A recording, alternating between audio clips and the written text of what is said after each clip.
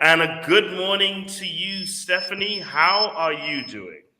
I think you got a little bit Okay, of feedback there. I get that, right? Yeah, good morning, Stephanie, and how are you doing? I'm doing good, Minyumba. How are you? Well, we are back. We are back. Once in a while, people, I do get hit with a little bit of a down bug.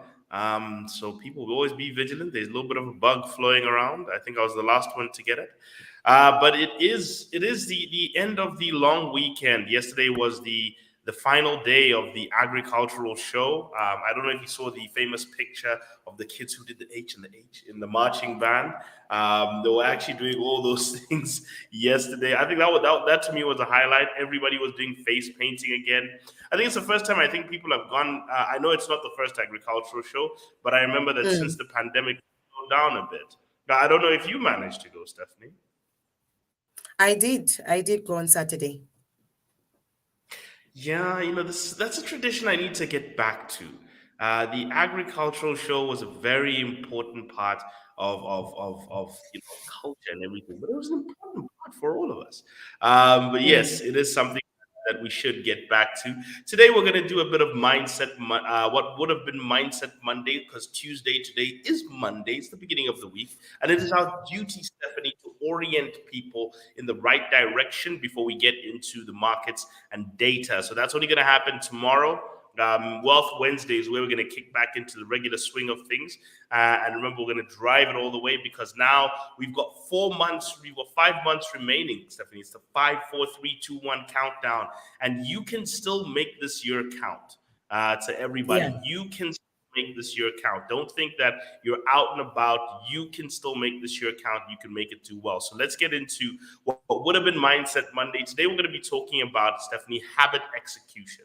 It's a brief one on the importance of executing over attaining, because a lot of our minds are oriented towards executing than attaining. And the question I'm going to ask today is, and I'm going to say this to you, Stephanie, what's more enjoyable, the journey or the process? Sorry, the journey or the destination? Like when you're traveling, when you're going somewhere, what do you find more enjoyable? The actual travel to get there or the destination? Like when you finally get to the place you want to get to? Let me ask you that question. I'm going to ask it to our audience as well. Well, for me, don't say I'm weird, but it's the journey for me. I think it's the whole process rather than just getting there. It's the whole process of how you went there. If you were on a bus, for instance, you want to see all the trees. If it's the journey of life, you really want to take note of every point of weakness. And then, you as you get there you actually get to appreciate. So for me it's not the destination. I think as you get to the destination you appreciate the process more, because then you look back and you're like, wow, so I made it. Yeah, I'm not that kind of person, Stephanie. I am a destination kind of person. I wish I could blink my eyes and get there. Makes me rather impatient. Like whenever we're traveling, I'm like, oh goodness, getting on a plane or getting in a bus or getting in a car. Like all the, I'm not a fan of traveling, but I have to understand that the travel is the process that gets me to the place I want to go. So I have to learn to, even if I don't enjoy it, I have to learn to appreciate it and do it because it is important and get to do it right. So I think this is a question everyone always has to ask about anything. What is more important about, and I'm going to ask this question in this form, what is more enjoyable to you about travel? The journey or getting to the destination? That is our comment section question today, the journey or getting to the destination. And that is a I think philosophical question. Pardon? I think the same could be asked to those that are listening via mainstream. You can get to call 077 290. That is 077 And the question is, what is more enjoyable to you about traveling, journey or getting there? Is it the journey or getting to the destination? What is more enjoyable for you? For me, it is the whole process, the whole journey. And for Mnyumba, it happens to be the destination itself. What about you? What is more interesting? Get to call 077 1616 290. Over to you, Mnyumba. Thank you very much. And yes, it is. It is quite important. So today we're going to be talking about habit execution over goal attainment because everybody wants to achieve. We all made New Year's resolutions at the beginning of this year. I think some of you may have forgotten, but everybody went to either you went to church or you stood in a room and you said, "This is my year to dot dot dot. This is my year to dot dot dot." I think we all remember this, Stephanie. If we do recall, we remember all making these pledges. I once I'm told you going to. about it, I think. Yeah. I once told you Remind about us. it. What was yours, Stephanie? If you remember, you remember to say, or if you care to say. You don't even want to know. Well, look, the It's most a whole common list of, yeah, it's a whole list that has gotten a lot of restructuring. and everyone's had. In fact, let me be honest with you. By March, most people's lists have been restructuring. That's if we're lucky. By February, it's I was just being ambitious. Maybe I was drinking. That's why I said. I was That's why I young. said. So the Holy Spirit took control, but then the Holy Spirit left. That's the problem. You hear a lot of these restructuring excuses that come about, but the most common New Year's resolutions are one, money. Money is the most common. Everyone says this year I'm going to do better with money. I'm going to save.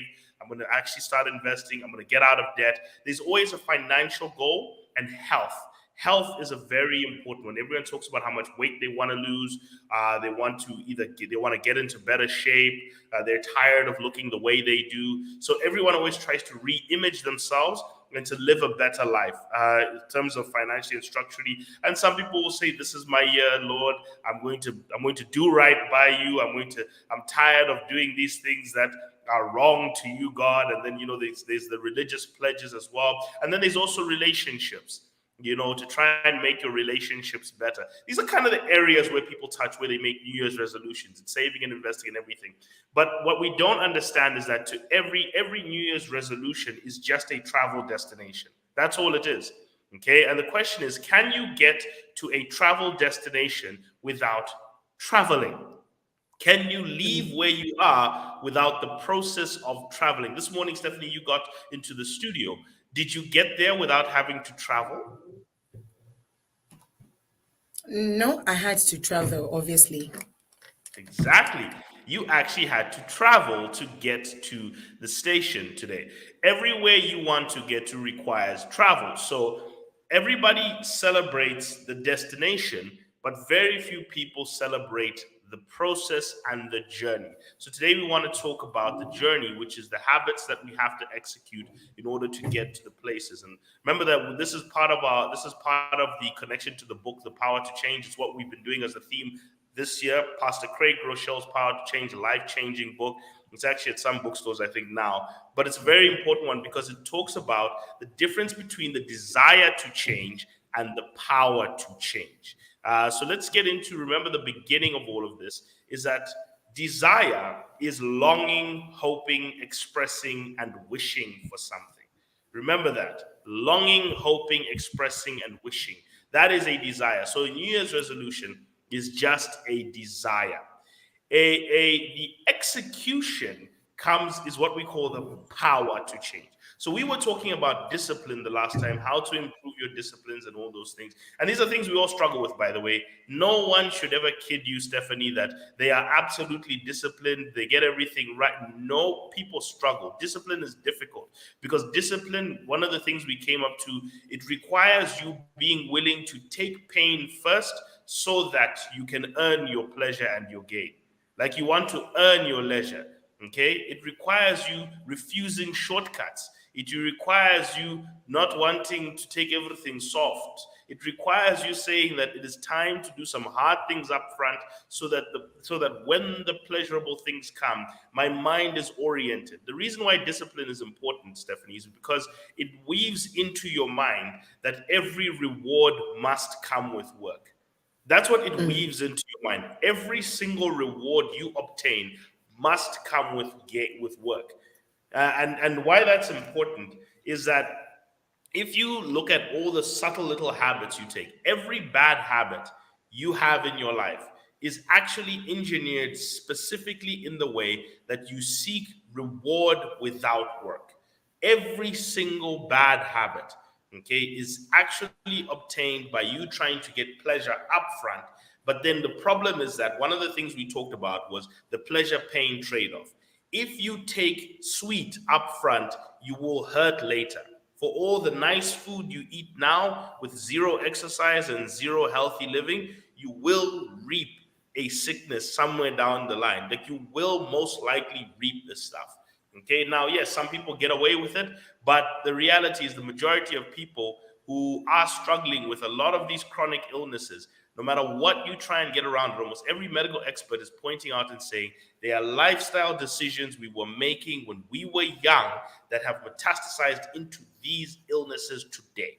Okay, a lot of these issues. If you're looking and saying, how did we get into a financial mess as people? They are lifestyle decisions that we were making. You decided to eat the money instead of actually invest the money so that it can take care of it. Our president actually sat with Fashion Sakala when he visited him a couple of years ago, and he said the wise words. I think you can all remember this. If somebody can put it in the comments section, he said, take care of your money, and one day your money will take care of you.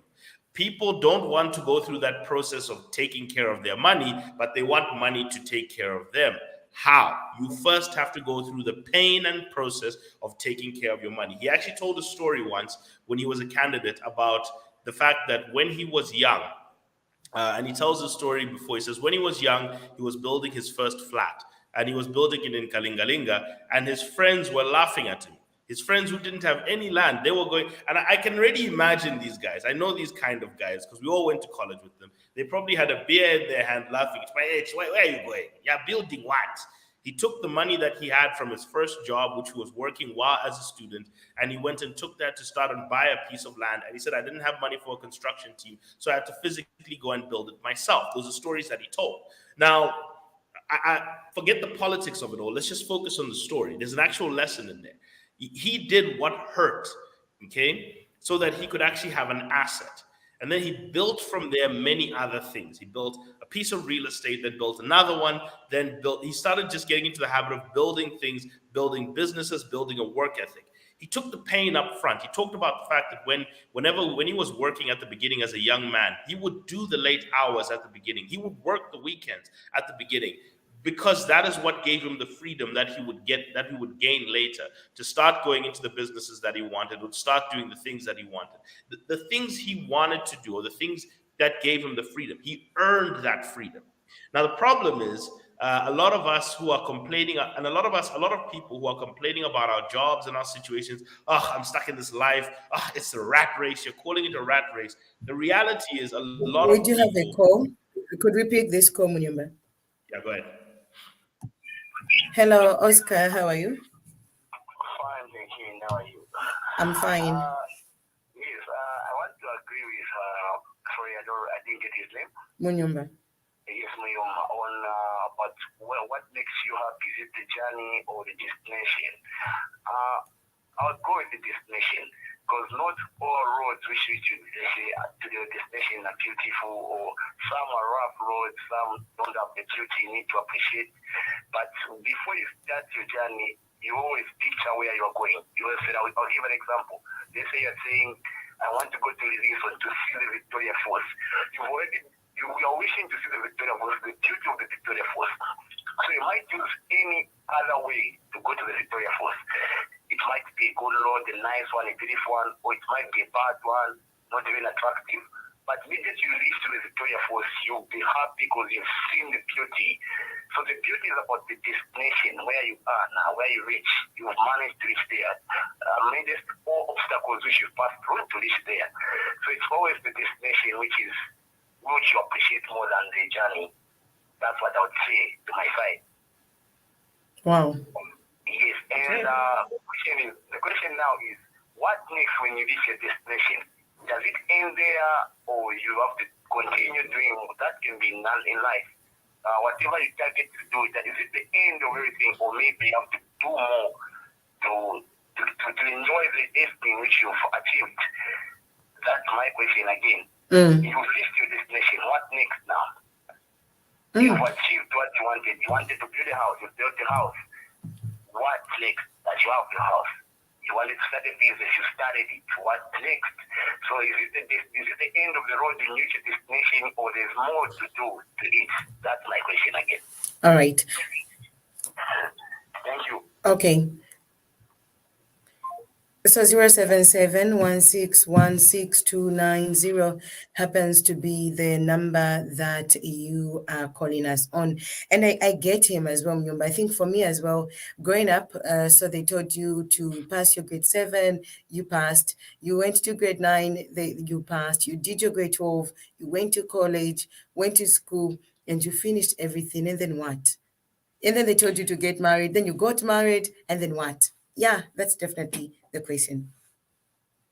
And the reality, unfortunately, is that, and this is something I've had to reorient my mind from as well, is that destination thinking is a setup for disappointment. Because you're doing everything to get to a destination.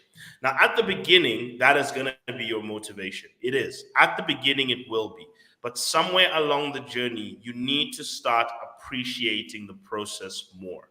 You need to start valuing the process more, and you need to start familiarizing yourself with the process more than the destination. You need to start viewing yourself as a healthy person rather than a good-looking person, if you know what I mean. That if you're doing it only to look good, when you get there, the motivation goes away. But if you're doing it because your identity is with the process, so be very careful as to which of the two things becomes your identity, the destination or the journey. If the journey becomes your identity, then this becomes who you are. It's a lifestyle and it has everlasting gains. If you get to one beautiful destination and you enjoy traveling, you'll get to another beautiful destination and another one, because the traveling is something you enjoy a lot more. But once you get to that good destination, the incentive to travel starts to go away. So it's something we really all have to be careful about. And it's something even myself, I deal with a lot. So he asked that question, what next? You have to think very carefully about making sure that at the end of the day, you must learn to appreciate the journey. This is what today's conversation is going to be about appreciating journeys. So in the part of this, we're talking about trying versus training. That's the mindset that we're dealing with. Pastor Craig Rochelle deals with 5 mindsets in this whole power to change process. And he talks, the second one is trying versus training. And trying is disliking who you seem to be and hoping to escape it, while training is knowing who you truly are and getting better at it. Okay? Who are you capable of becoming and getting better at it? So these are 4 of the 5 mindsets. That identity drives change, not behavior, because behavior comes from identity. So you have to change your identity in order to change your behavior. One of the most effective ways to change your identity, Stephanie, I have learned this year, is actually changing your community.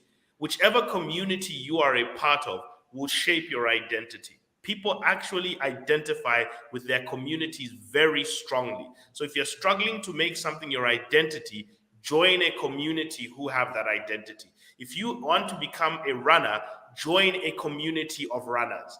Then to keep up with that, and you encourage and you interact, and eventually your identity is forged out of being part of an identity. This is the importance of also having a church, by the way. You want to be a Christian, you need to be in a community of believers. Okay, and I know churches have got they've got issues, okay? They've got politics and they've got issues. But at the core of it, the value of a church is finding a community of believers that can help shape your identity. That's a very important thing. If you want to be an investor and a saver and everything, one of the things I formed, like for my client base, is I formed a community, and they talk and they exchange notes. They encourage one another. That group of people has helped each other maintain a consistent flow of investment activity because they joined a community. Today, thanks to the digital world, community joining is actually quite important. It's actually much easier. Finding a community is much easier. So if you want to change your identity, change your community. Okay, that is actually one of the most effective ways to have an identity change. It's a change of community that does that. Then obviously there's a long process of it. The second mindset is to train for change and not try to change.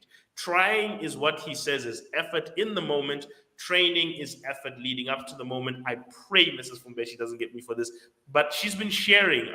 She actually talked about a marathon that's coming up soon, and she's actually been showing herself training for that marathon. It's actually been quite inspiring. If you see it on even on her reels and everything, every day she shows herself doing a lap, training for that marathon. She's not just going to pitch up at the marathon and just sprint and pray that she gets to the end. She's training for it. Okay, so the things we want to do, what are you doing in the 90, 180, 5 years? What are you doing leading up to the moment so that you are trained to execute in that moment? Then the third mindset, which we're going to get into in the following weeks, is habits, not hope, to make sure that we build habits for the right things and not rely on hope. And finally, sowing and not reaping. Sowing and not reaping is a very important mindset change that we need to have. So today we're in another part of habit of trying and not training, the final part where we talk about habit execution. So here are three quotes that I would like to point out to you. These are three important quotes about journey and not destination. The CEO of Trade Kings, Mr. Subramanian, was being interviewed about the previous CEO. This was in a CNN interview. He said, "The endless pursuit to become number one is more a journey than a destination." So you see how important it is to be journey minded. That's how they've gone from a company that sells things out the trunk of their car. Remember, Trade King started with their grandfather who used to put things in the boot of the car and then drive from Chipata to Lusaka, drive to Chipata, load things up, come back and sell them. That's how they got the name.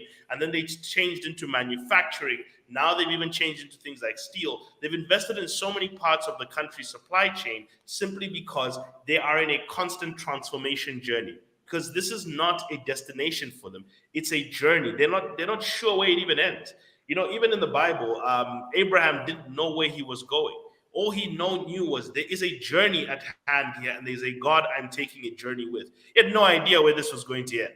Okay, God told him a few things, but he had no idea where his specific journey was going to end. You know, it says in the Bible, it says your children shall be as numerous as the stars. Do you know that it was only Moses who over 600 years later actually said, "You are more numerous than the stars now"? It was in the book of Deuteronomy where Moses stands there and says, so Moses is the one who realized the prophecy that was given to Abraham. So Abraham didn't know where exactly his journey was going to end, didn't know where the destination was, but he knew there was a journey and he was willing to take it. So the importance part here is the willingness to take the journey more than getting to the destination is a more important thing. Wanting, Stephanie, to be a person who works out every day more than wanting to have the benefits of that is actually what creates better health outcomes. Wanting to be a person who's good with their money more than wanting to enjoy a lot of wealth is the most effective way. So you have to want the identity that comes with the fruits more than the fruits. Okay, because what happens if you love fruits without the identity of becoming a tree that grows the fruits is you, Stephanie, will just become a fruit picker, the way monkeys just grab fruits from trees. Okay, so you go tree to tree trying to pick fruits instead of trying to grow fruits. You're not a fan of the process. Instead of becoming a farmer who grows food, you just want to acquire it. Now, that's what we all are. But when it comes to the purpose of getting the things we desire the strongest, we have to get into the habit of growing things. The second quote I want to give you is by multi-billion-dollar hedge fund manager Ray Dalio, who says, "The things we strive for, goals or destinations, are just the bait. Struggling to get to them forces us to evolve. This struggle towards personal evolution is the real reward." The real reward, Stephanie, is becoming better with money. It's becoming better with your health. It's becoming better with relationships. It's not having these things. It's becoming better at them. That's the real reward that we tend not to. Because, you know, the truth is today, we are encouraging reward without responsibility. That's what we encourage our generation. You get what you want. Everything is, the world will give you what you want. You deserve. You know, that's what we tell people. You deserve. Deserve what? Because you have a pulse. You've lied to yourself. You deserve nothing. Okay? In fact, that is one of the things you have to remember. You are entitled to nothing.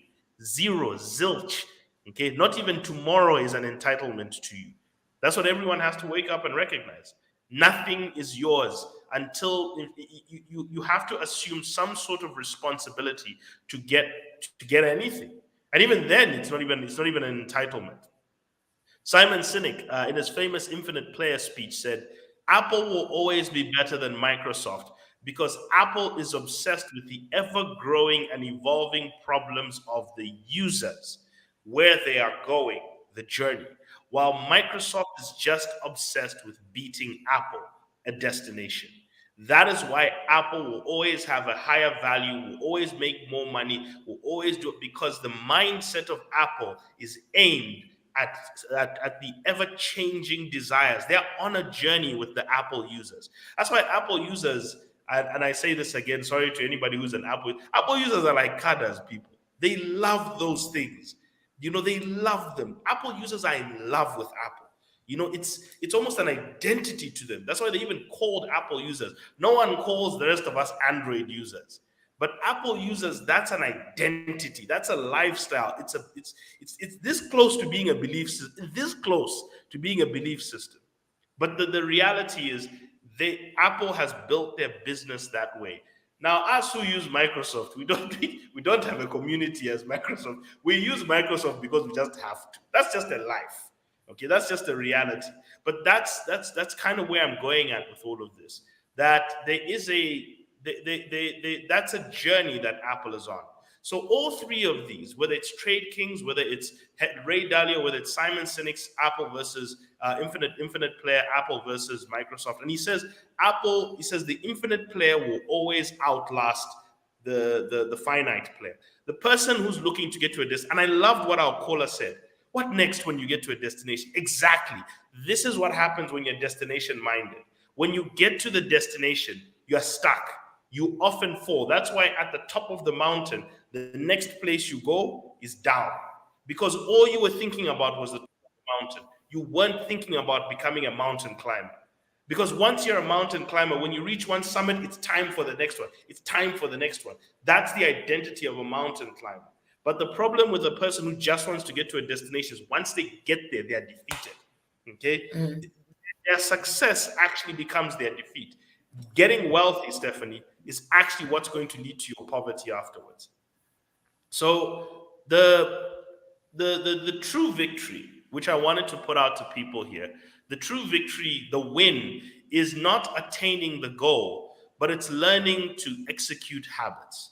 So a true win, Stephanie, for a person who wants to build wealth is saving. It's budgeting. That's truly winning, by the way. You're winning when you're saving. You're winning when you're budgeting. You're winning when you're paying. You're winning when you're managing. The things you are doing are the wins. Okay? The scoreboard will effectively take care of itself. But learning to celebrate waking up every morning and doing the action more than getting to the destination, that is spiritual warfare for some of us here. People, that's what you should be ratatataing at church.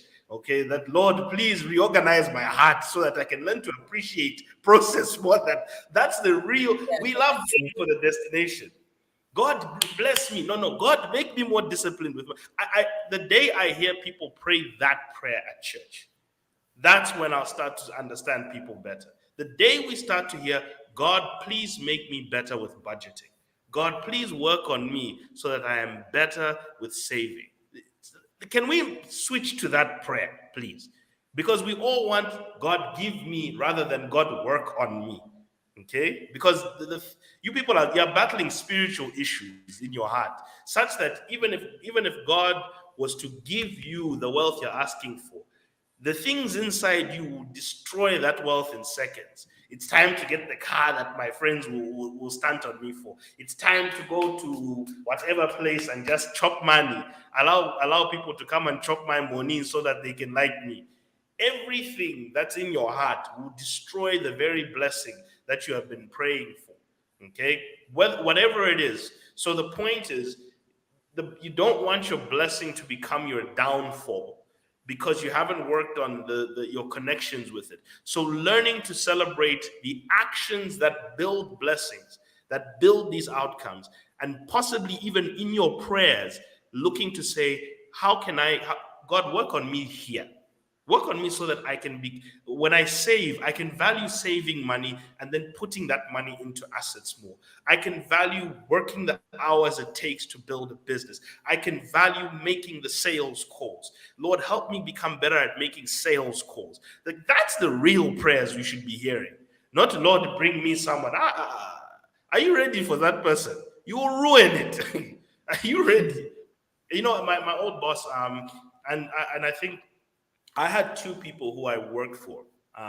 Before obviously I went into entrepreneurship, I had two people who I worked for. I've talked about Mrs. Nkanza and our boss who, when I was at Aon, his name was Kanifa, and he was, these two, I think, were the people who shaped me. Mrs. Nkanza nurtured my talent. She did. She was such a talent nurturing. She was more of a people leader.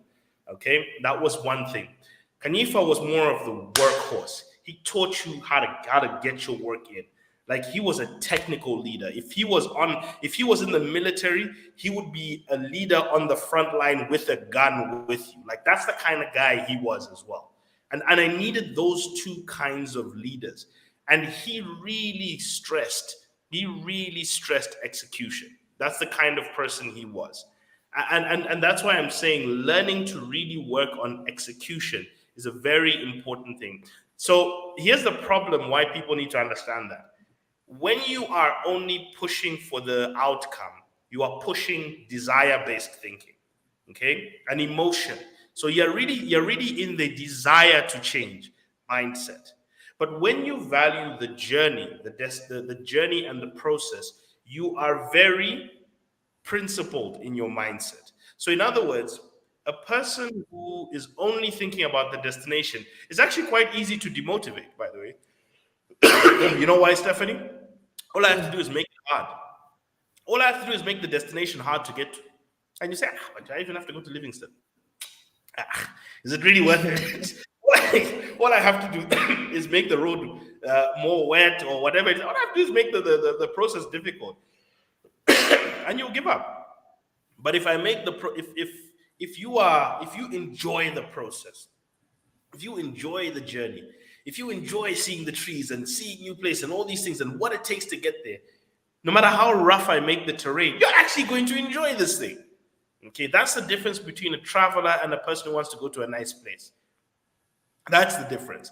So all I have to, if you truly want to be able to withstand the difficulties, sorry about that, people.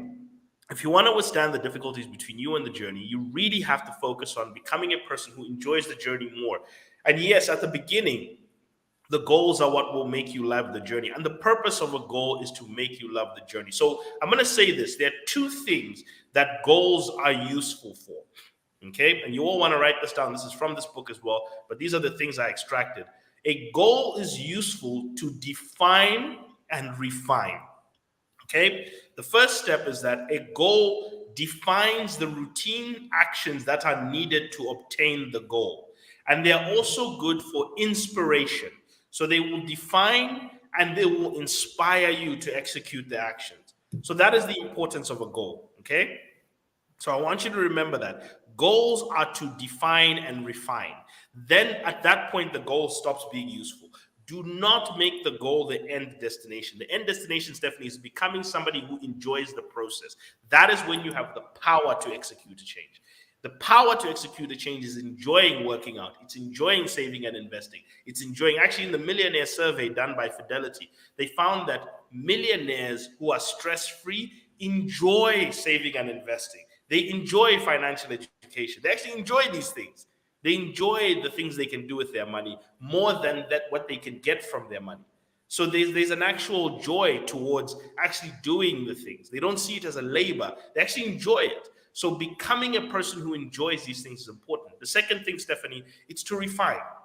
We often assess the efficacy of our goals by the efficacy of our habits by is it getting us to our goals. So if I'm saying, look, I want to be this weight by the end of the year, and I can see that I haven't lost anything 6 months, 7 months in, I haven't lost anything, then perhaps what I need to do is I need to look at, okay, am I working out correctly? Am I eating correctly? Am I doing something correctly? Am I not supplementing my workouts with eating? What's going on? If I can see that my stock of wealth is not building, then I need to ask the question, hold on, what's going on? Am I not putting it in the right place? Am I putting my money in cash instead of putting it in assets? So what goals also do is they act as a litmus test to the efficacy of our habits. So they help us refine our habits. So remember, Stephanie, the purpose of a goal is not in itself. The purpose of a goal is to define and refine our behaviors. Okay, that's the important thing. And also defines what communities we join as well. If you have a goal, then what communities are you joining to be in that goal, to attain that goal? Because if you're in a community of people, Stephanie, who spend their money every weekend, buy the latest Chakuti Ugo, they decide that we're not going to say the thing, and then you're there saying, by the end of this year, I want to start building wealth, but you're hanging with the same people. Lies. Okay, you are lying to yourself right now as we speak. Those people are going to drive you to continue doing the same things you've been doing that you hated about yourself last year.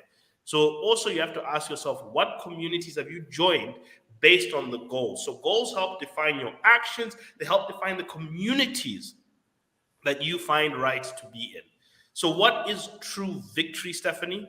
True victory is not attaining a goal. It's executing a habit. Okay? True victory is making a sales call. True victory is doing a project. True victory is selling a product. True victory is building a product. True victory is building the business. True victory is putting the money in, is budgeting your money. True victory is saving your money. True victory is investing your money. It's an action. Victory is getting on the battlefield and swinging your sword. It's not when you've won the battle. You in fact, the great leader, the great military leader Sun Tzu used to say, a true strategist will win the war before they've even stepped onto the battlefield. You'll win before you've even stepped because you've gotten yourself on there. You've already psyched these people out. So the shift you have to make is you have to shift from destination to journey. You have to shift from product to process. You have to shift from looking at the scoreboard to managing the system. What is the system that you've automated behind your actions? Manage your systems, because systems are what take you to there. The system of saving. Why do people have money in their NAPSA, Stephanie? Why did everyone run to go and withdraw from their NAPSA? Because that's the only place they had money. Why? Because there's an automated system that took money out of your salary and put it there. So caring for the system is more important than checking the scoreboard. And also focusing on inputs more than outputs. So celebrate what goes in more than what comes out. Because if you want soya, Stephanie, what's the first step, Stephanie, if you want to grow soya or maize? In fact, if you want to grow maize, what's the first step you have to do? You have to buy the seed, obviously, and cultivate. I'm not a farmer, so Plant it. You actually have to plant. If you want maize to come out, you actually have to plant maize into the soil. Like you can't plant a mango seed and say Ham Salabim maize will come out. People will think you're mad if you do that. Okay, so it's about what you put in. Celebrate what goes in more than what comes out. Will it be perfect all the time? No. Now, I will go through these another day, but remember, I always show you these people, the disciplines of the wealthy, which is they don't go into credit. They save for retirement. They make regular investments. They're 28-year plus journeys. They don't wait to have an inheritance. They don't wait to become chief executives. They don't wait to earn top 10% incomes, and they don't wait to go to top tier colleges. They do what's right exactly where they are. They start from where they are. Okay, so these are important things. So I will say very quickly, and a quick summary, 1-minute summary, the 10 laws of a training mindset is goals should be future-based. Okay, I would tell people to set 5-year goals or 10-year goals. Set a goal that is 5 and 10 years, and then each year set a milestone. Okay, this is where I want to be in my journey this year. This is where, so set a subliminal, an underlying goal of the milestones. So I want to get out of debt 5 years. and then break that into, okay, I want to be out of this much debt by this time, this much debt, this much debt, this much debt. If you do that, you're much more effective. Goals must be multi-year to accommodate for incremental improvements in your behavior and the training process. Goals are not the end, but the starting point. Goals are not how you win, they are how you begin. That's what Craig Rochelle actually pointed out. So a goal defines and refines the habits that you need. Trying is effort in the moment. Training is effort leading up to the moment. Trying is unstructured. Training is structured and systemized. Habit execution equals victory attainment. Discipline is knowing what you want most over what you want now. And remember that every decision comes with pain or pleasure. You have to decide. Just remember that what comes first between pain and pleasure, the other will always come second. So if you take pain now, there's great pleasure later. If you take pleasure now, there's great pain later. And whatever comes second is always bigger than what comes first. And the power to change is literally the discipline to execute. That is what it is. True power, Stephanie, is the discipline to execute. Because in reality, people, power is spiritual. I'm telling you this for real.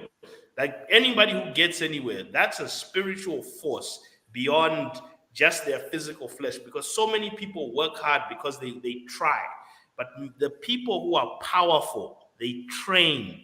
And they train their flesh. That's really the most important thing. They train their behavior. They train their desires to be oriented to becoming the right person. And that's the true battle that we should be having. That's a true battle we're all having, but we all want the outcome. Very few of us are pushing this. So if you want to build wealth, build a better life, build better relationships, whatever you want to obtain, the question you need to ask yourself is, what have you decided to train for? And that, Stephanie, is where we break down our mindset thinking today. And on that note, I should actually be. Let me check if we do have a text message, because then I did see one or two people okay to text. So this one says, this one is Taonga saying she's following, and she says it's the process for me. Well, Taonga seems to be a big fan of mine, so of course she was bound to go for process. On that note, Munyumba, it's bye for now. Till tomorrow again. Have a good day. See you tomorrow, everyone. Have a wonderful day.